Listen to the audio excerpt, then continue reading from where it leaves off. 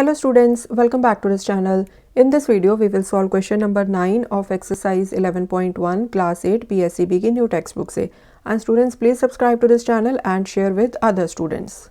If the weight of 12 sheets of a thick paper is 40 grams, so अगर 12 sheets का weight 40 grams है, how many sheets of the same paper would weigh 2.5 kilograms? So ऐसी कितनी sheets होंगी जिनका weight कितना होगा 2.5 kilograms?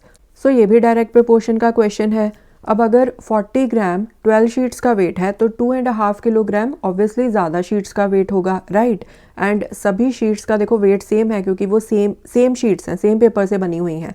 सो direct proportion का यूज़ करके we can solve this question.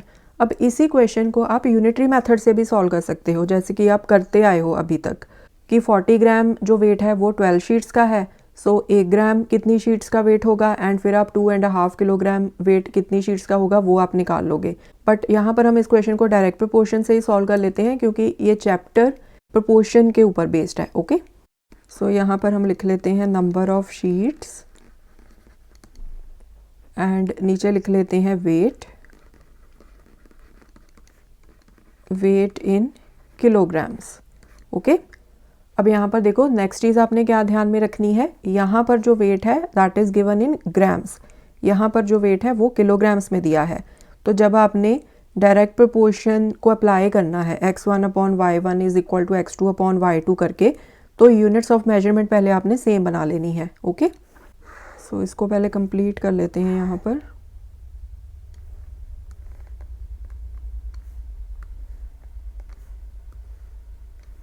Okay, so 12 sheets का वेट है 40 ग्राम्स. अब यहाँ पर मैं ना 40 ग्राम्स नहीं लिखूँगी, 40 ग्राम्स को पहले मैं किलोग्राम्स में कन्वर्ट कर लेती हूँ. सो 40/1000 इतने किलोग्राम्स. सो लास्ट का ज़ीरो कट गया, 4/100. So this is 0.04 kilogram. So यहाँ पर मैं लिख लेती हूँ 0.04. फिर हमने यहाँ पर तो नंबर ऑफ शीट्स फाइंड करनी है जिनका वेट कितना हो 2.5 किलोग्राम.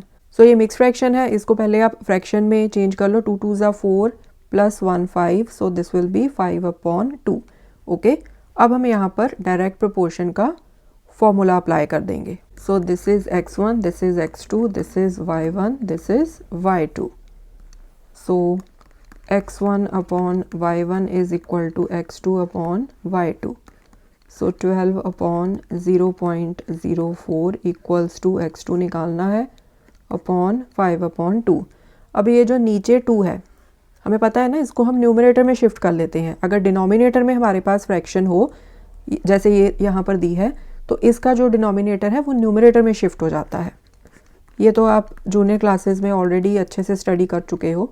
सो 2 को हम ऊपर शिफ्ट कर देंगे, 2 को मैं आगे लिख लेती हूँ 2 × x2/5. ओके, नाउ आप इसको क्रॉस मल्टीप्लाई कर दो. सो 12 × 5 इज इक्वल टू 2 × 0.04 × x2. सो 12 5 = 60 आ गया equals to 2 × 0.04 × x2. So x2 की वैल्यू निकालनी है. सो 60 अपॉन ये सारा नीचे चला जाएगा डिनोमिनेटर में. सो ये कट गया, 30 आ गया.